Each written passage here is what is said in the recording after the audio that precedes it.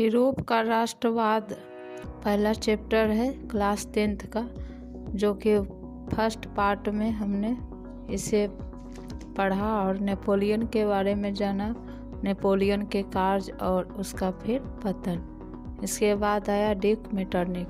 Duke Metternich ने France को 7 राज्यों में विभाजित किया और नेपोलियन के शासन को अंत किया था। इसके बाद आया लुई 18वां चार्ल्स 10वां।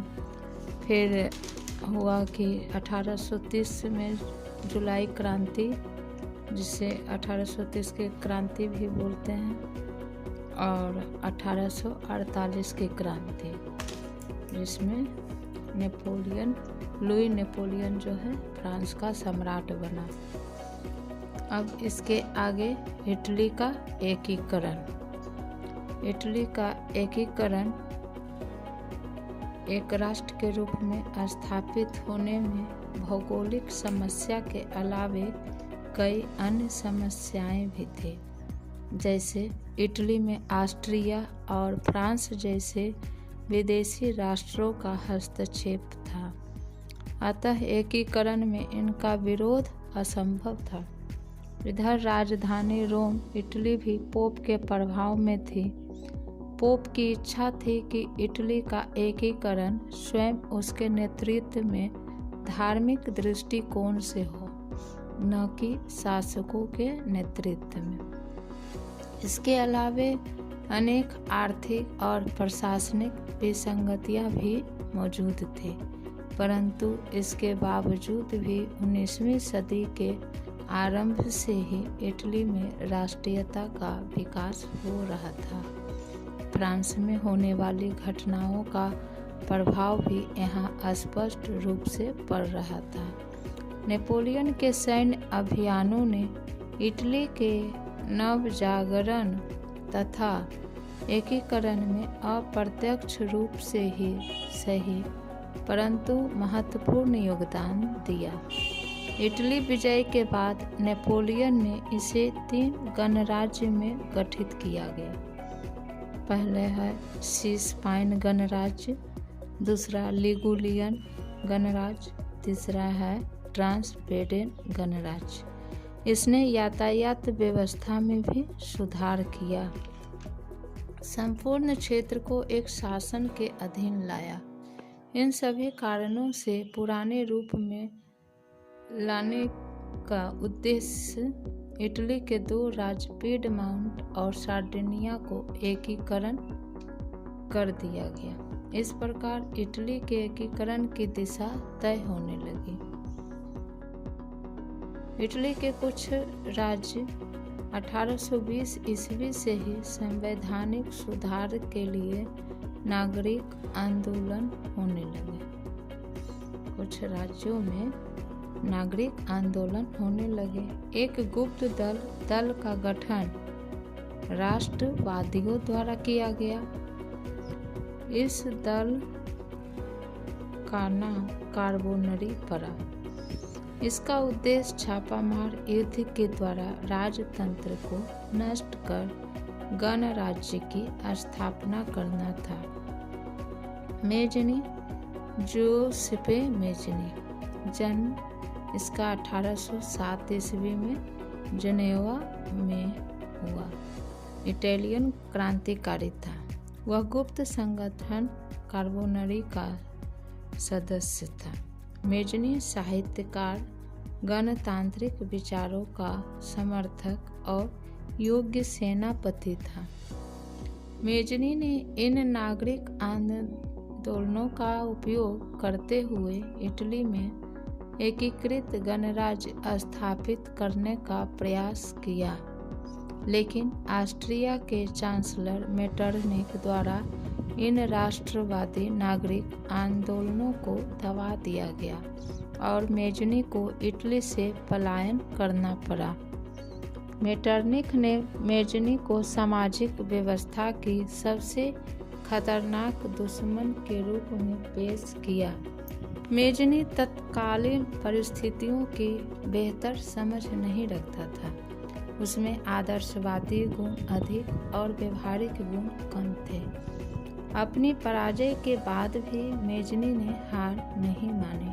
सन 1831 ईस्वी में उसने यंग इटली नामक संस्था की स्थापना की, जिसने नवीन इटली के निर्माण में महत्वपूर्ण भाग लिया। इसका उद्देश्य था इटली प्रायद्वीप से विदेशी हस्तक्षेप समाप्त करना तथा संयुक्त गणराज्य स्थापित करना था। सन 1834 ईस्वी में यंग यूरोप, दूसरा संगठन का नाम हुआ यंग यूरोप नामक संस्था का गठन कर मेजनी ने यूरोप के अन्य देशों में चल रहे राष्ट्रीय आंदोलन को भी प्रोत्साहित किया।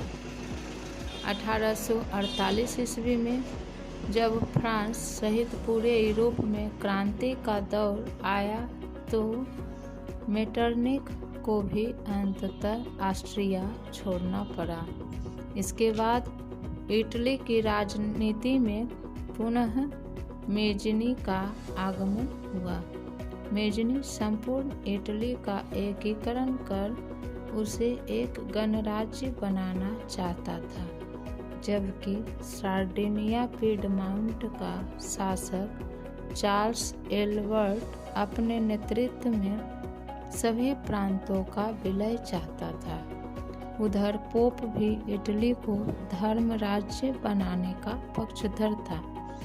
इस तरह विचारों के टकराव के कारण इटली के एकीकरण का मार्ग में बाधा पड़ गई। ऑस्ट्रिया द्वारा इटली के कुछ भागों पर आक्रमण किए जाने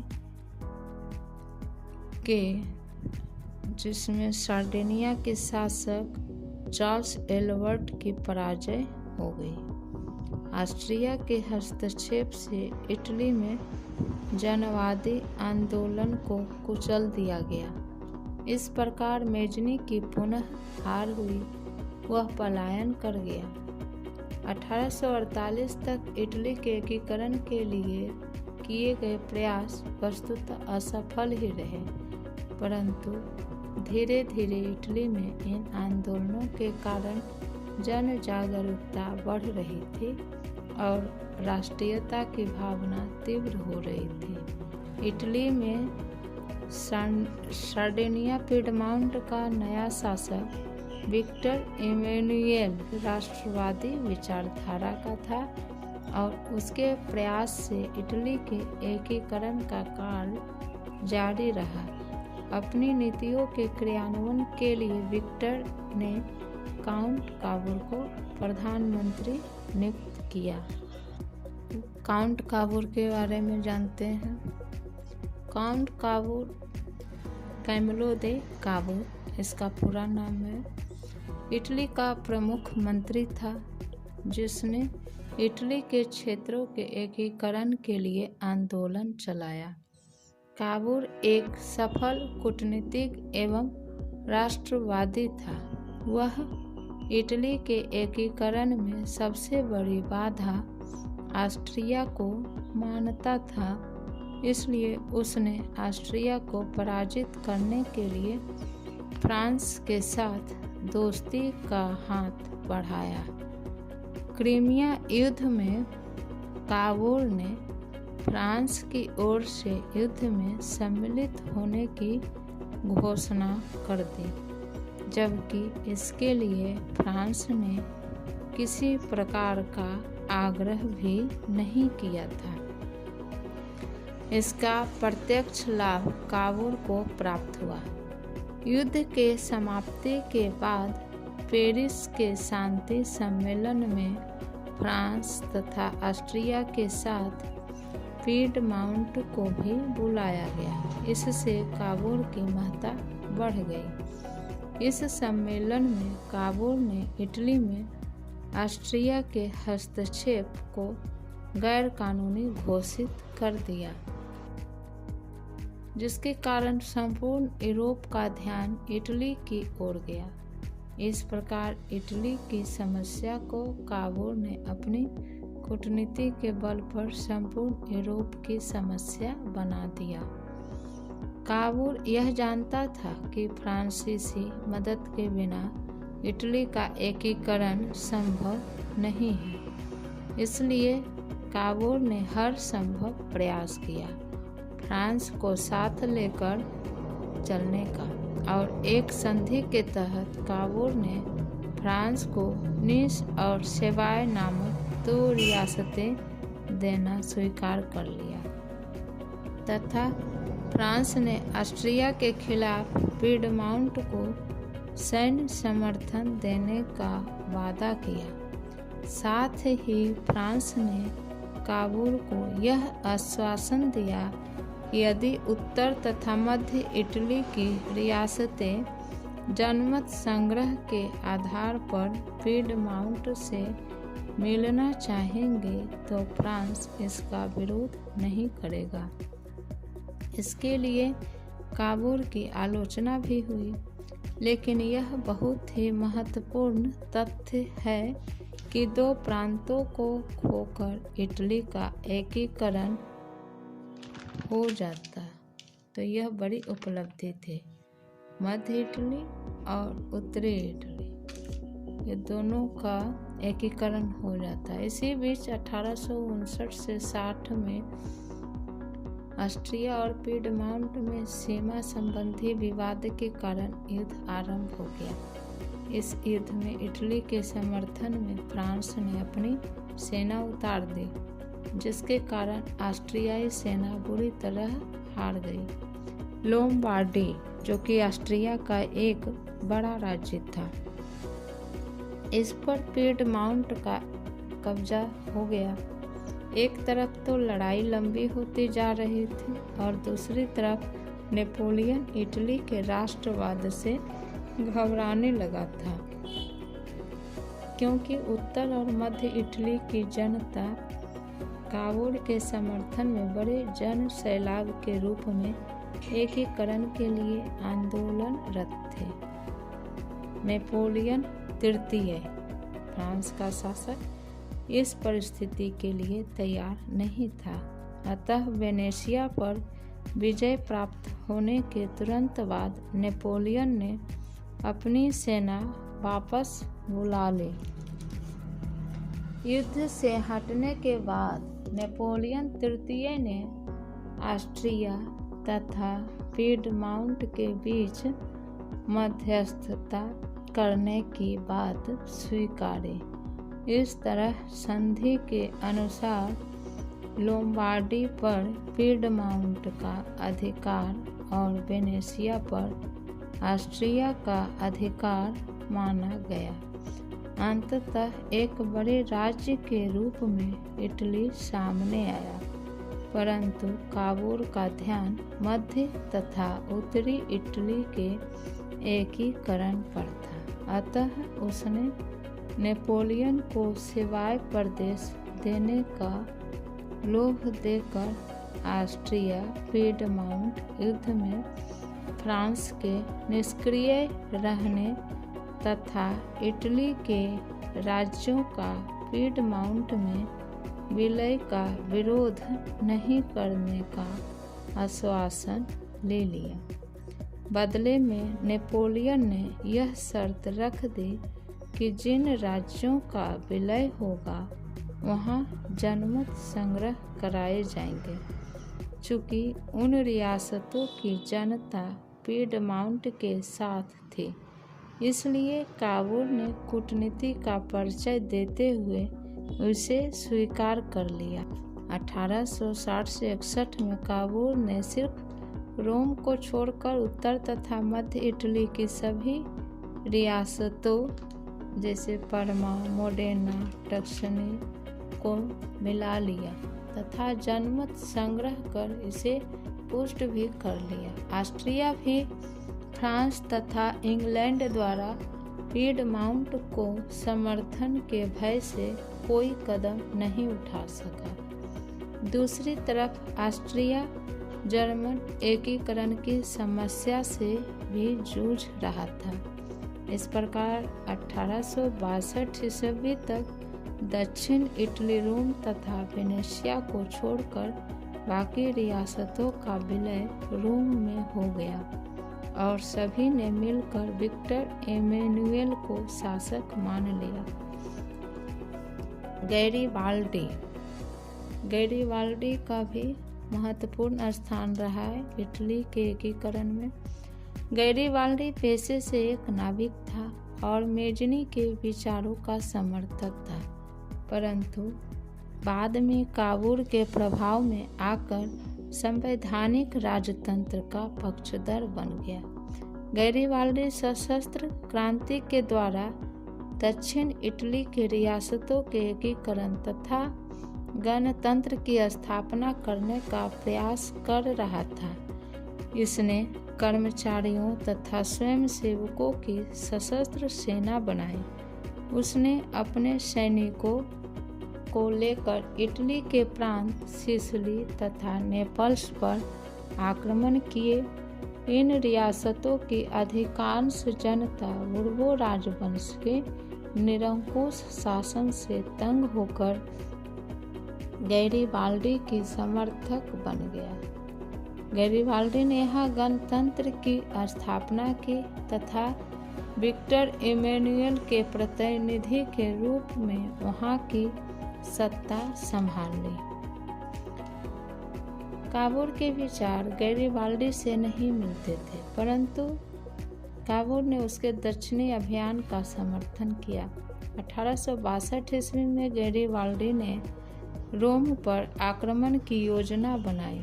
तब काबूल ने गैरिबाल्डी के इस अभियान का विरोध किया और रोम की रक्षा के लिए पीडमाउंट की सेना भेज दी।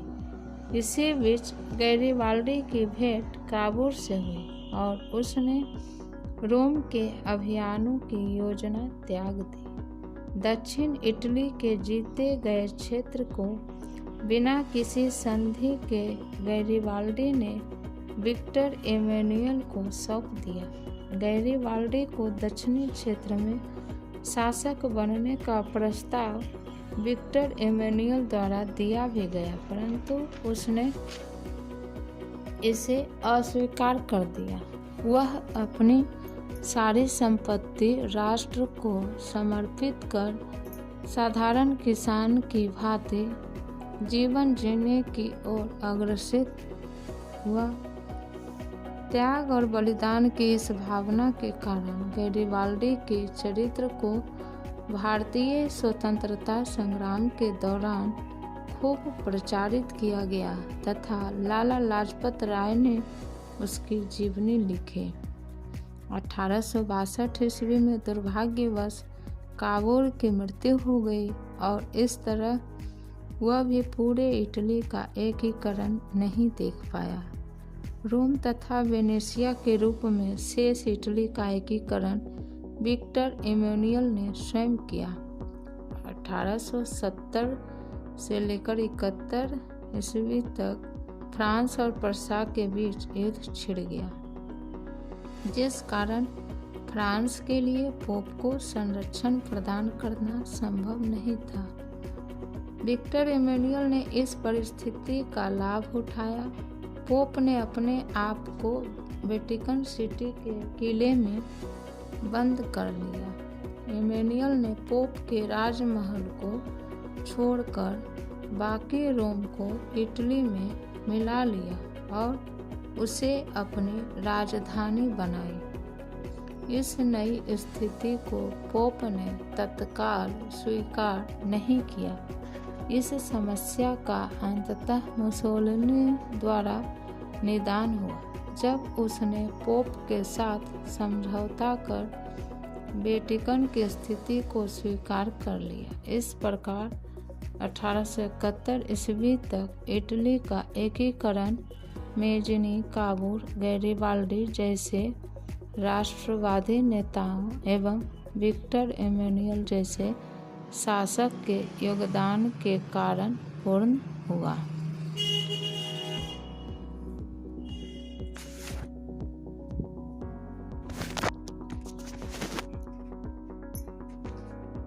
आगे जर्मनी का एकीकरण।